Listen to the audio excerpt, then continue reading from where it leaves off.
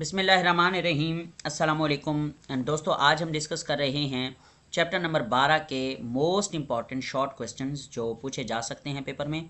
और 2026 में जो बच्चे पेपर दे रहे हैं एएलपी के मुताबिक उनके लिए ये क्वेश्चंस हैं। और लॉन्ग क्वेश्चन को भी टच करूँगा मैं, चूँकि आपको पता है मैं पढ़ा नहीं रहा, सिर्फ मैं आपको बता रहा हूँ कि ये सवाल पूछे जा सकते हैं।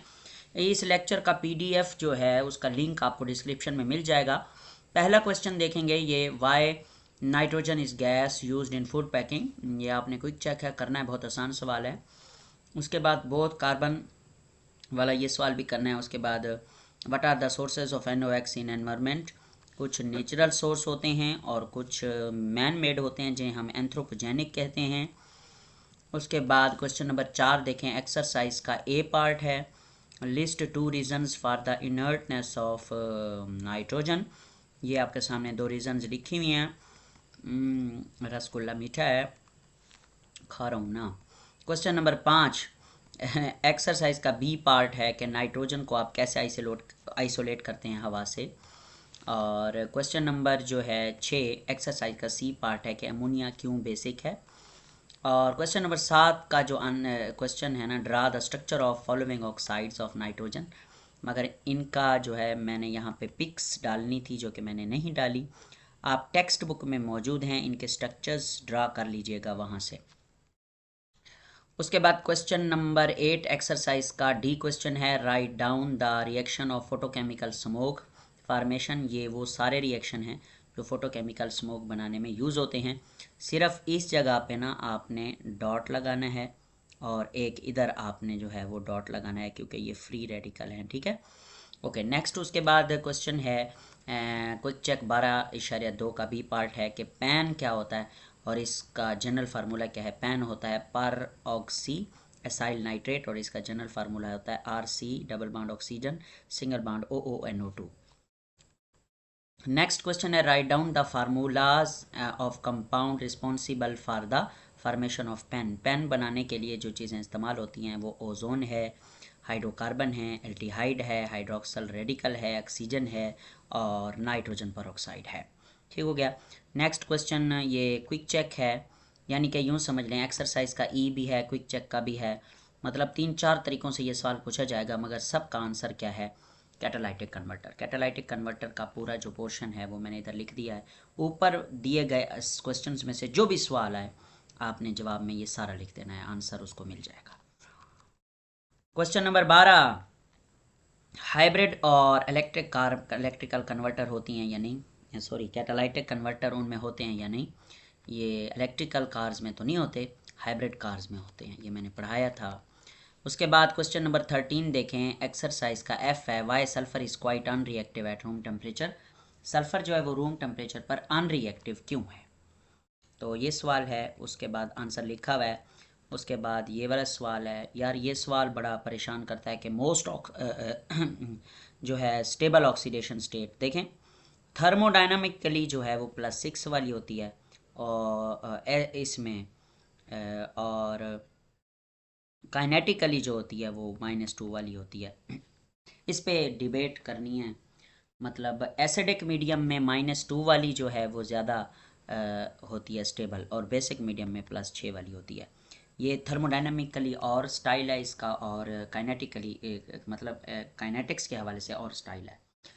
फ़िलहाल सवाल याद करें, डिटेल बताने का टाइम नहीं है। जितना पढ़ा सो लेक्चर में, फिर आ गया ऑक्सीडेशन स्टेट फाइंड आउट करें। ये तो हम चैप्टर नंबर 1 में भी पढ़ चुके, चैप्टर नंबर 10 में भी पढ़ चुके, तरीका आपको आता है, ये मौजूद है। उसके बाद क्वेश्चन 16 देखें, एक्सरसाइज का H है, how does sulphur react with halogen.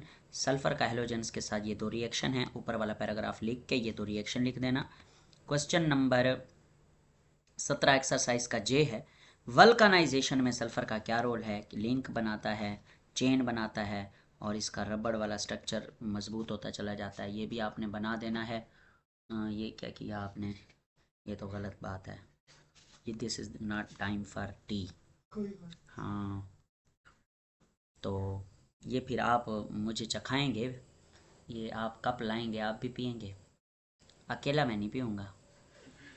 ले क्या, नहीं नहीं नहीं, आप मेरी चाय से पियेंगे ना, क्योंकि मैं इस टाइम तो चाय कम ही पीता हूँ।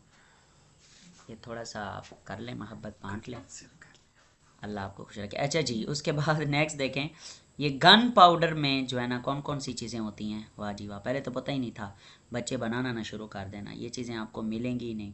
पोटेशियम नाइट्रेट आपको कौन देता है, लैब वाले जूते मारते हैं, वो तो गैबी का कैप्सूल भी नहीं देते, ये कहाँ से देंगे आपको बगैर लिखे हुए। तो ये रिएक्शन मौजूद है। उसके बाद नेक्स्ट है क्वेश्चन 19, क्विक चेक है, ये भी आप करेंगे। ये क्विक चेक तो जो जो मैंने बताए हैं फ़िलहाल आप ज़रूर करेंगे, ये भी मौजूद हैं क्विक चेक, देख लीजिएगा इनको। ये ओके। उसके बाद ये भी क्विक चेक हैं सारे, ये ख़त्म हो गए शॉर्ट क्वेश्चन। अच्छा सर जी, लॉन्ग के लिए क्या करना है?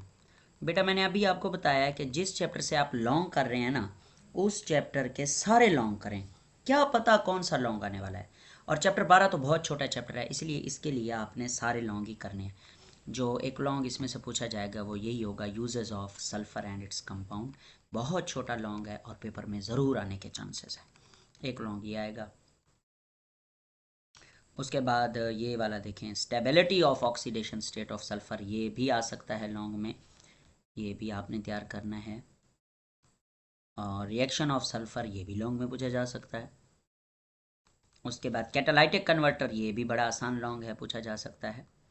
हाँ, नाइट्रिफिकेशन एंड डी नाइट्रिफिकेशन, इसमें से एक शॉर्ट क्वेश्चन भी बनता है जो मैंने नहीं बनाया, मैं भूल गया हूँ। आपने ये शॉर्ट क्वेश्चन अगर आए, एक ये पॉइंट लिखना है, एक ये पॉइंट, ये करके फिर ये वाला भी लिख देना है। बस दो दो पॉइंट आप लिख देंगे तो आपको इंशाल्लाह नंबर जो है वो 2 नंबर मिल जाएंगे। लॉन्ग के लिए तो ज़ाहिर है आप पूरा पूरा लिखेंगे। उसके बाद नेक्स्ट देखें, ये सबसे ज़्यादा अहम लॉन्ग ये है, और एक अमोनिया वाला ये तो आने के चांसेस, और पूरा आपने करना है। ये वाला आपने सारा मैकेनिज़्म भी तैयार किया हुआ है माशाल्लाह, बनाना है। जो बच्चे मुझे ऑनलाइन टेस्ट देते रहे उन्होंने बड़ी अच्छी तैयारी की हुई थी। उसके बाद ये भी आएगा, बेसिसिटी ऑफ अमोनिया अगर आ जाए ना तो फिर आपने शुरू इधर से ही करना है, सवाल यहाँ से करना है, और ये सारा करते चले आना, करते चलाना है सिंथेसिस तक, एंड तक। तो ये हमारा आज का लेसन रहा चैप्टर नंबर 12 का। ख्याल रखिए अपना, पढ़ते रहिए। थैंक यू वेरी मच, अल्लाह हाफिज़।